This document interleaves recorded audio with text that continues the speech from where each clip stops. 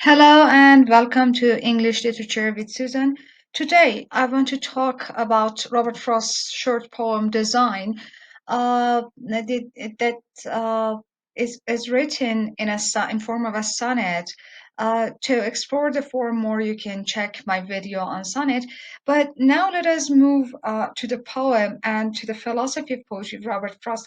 Robert Frost, as a modernist poet, unlike many other modernist poets, preferred to remain a kind of at least loyal person or loyal poet to the conventions, traditions of English poetry. So the matter of Robert Frost, what makes him a modernist poet, is the matter of tone. His tone is somehow ambiguous all the time, so we cannot talk about the meaning of his poem or the message of the poem, even a short one like Design, with certainty. Anyway, now let us move to Design. So it is written in form of a sonnet, and it is a Petrarchan sonnet. It means that it has an octave and a sestet. Uh, the part with 8 lines and the part with 6 lines. The poem starts with a kind of positive tone. Everything seems to be blessing. I found a dimpled spider, fat and white, on a white hilo, holding up a moth like a white piece of rigid satin cloth. Okay, dimpled spider. Dimpled spider. If you check the term in Google, you can see the pictures of a dimpled spider. There are small dimples on the body of this kind of insect. But the point is that we also use the word dimple for babies. If they have you ever checked the fingers and the upper part of the hand of a baby? There are some dimples in it. So the word dimple itself reminds us of the baby and the innocence of a baby. Fat and white, and it's fat, white. It's very cute. It seems to be a sweet, a beautiful animal. Its dimple is fat, is white, and a white heel o. Heel o is the name of a flower. Again, this name is also positive one. Heel o, holding up a moth like a white piece of rigid satin cloth. And even the rigid satin cloth may remind us of nightgowns, of the no, actually the dresses the brides would wear on their weddings. So it seems to be like a wedding clothes or something, but things are not as we think. As it starts in this apostrophic part of the poem, sorted characters, but unlike what we think, these things are sorted characters of death and blight, makes ready to begin the morning right. So this is exactly the way that the morning has supposed to start. So we see that morning is a blessing, it's full of energy. The sun comes up, the sun rises, this and that. No. This is the way, the sinister way through which the word begins.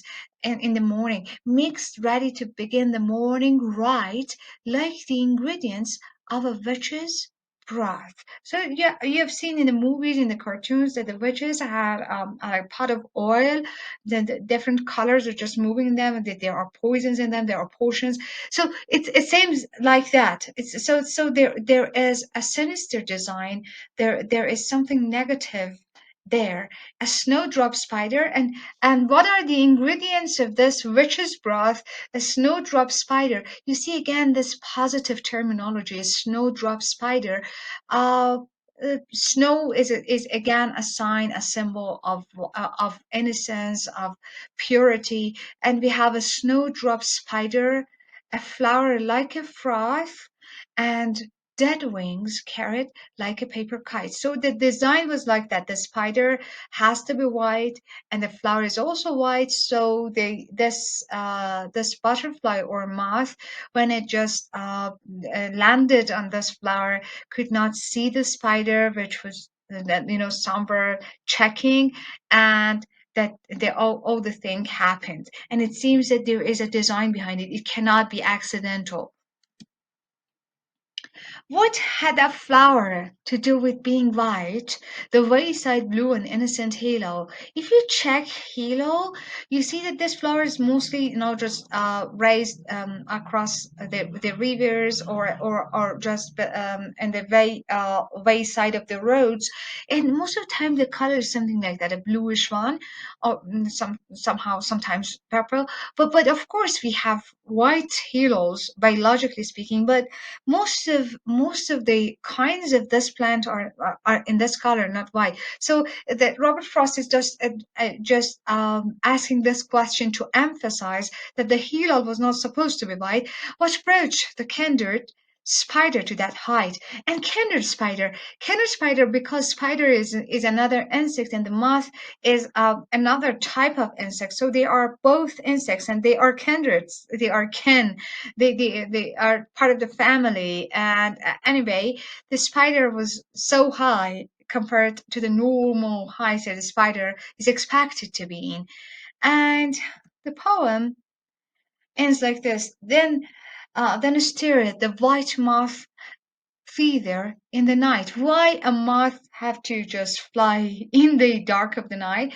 What design of darkness to appall? Of course, if everything is just a design of that darkness which moved the spider, which also made that tail all white, and also it's motivated the moth to fly, to be trapped in that kind of trap, uh, just in there. So everything is not accidental. If design govern in a thing so small, so if a thing so small happens by design, there is a sinister, dark, negative design. Just governing the whole world. It's not accidental. And let me add something. At the time Robert Frost has written this poem, at the time of modernism, we were living, the human beings, were, especially the poets, the artists, were living in a godless world. God was already dead. Nietzsche had announced that the God is dead, they killed him. Of course, Nietzsche's God has many other implications as well. But the problem, one of the problems of the people at the beginning of the 20th century was that they had already killed religion, the institution of the church, the faith in God were lost. And this was the problem. And to solve this, many poets had added or contributed to the terminology, like Walt Stevens. Frost, other contemporaries, says that no, in God is a metaphor, so we can lend other metaphors to him. Or people like T.S. Eliot uh, see other things, other alternatives, like Oriental versions of Buddhism, or let's say mysticism. So different versions are introduced to just fill that empty gap. But we're not sure that there is a unified version for all the poets. Every poet has one solution, one singular solution, which is specific to that person. And Robert Frost here thinks that not only we don't have a like old blasting a system, but there is a systematic design to ruin or to entrap different creatures. This was my explanation for Design by Robert Frost. And if you're interested to know about the decline of religion at the end of the 19th century and the beginning of the 20th century, you can listen to my presentation about Victorian era. Thank you very much for listening, and I hope I can see you in my next videos.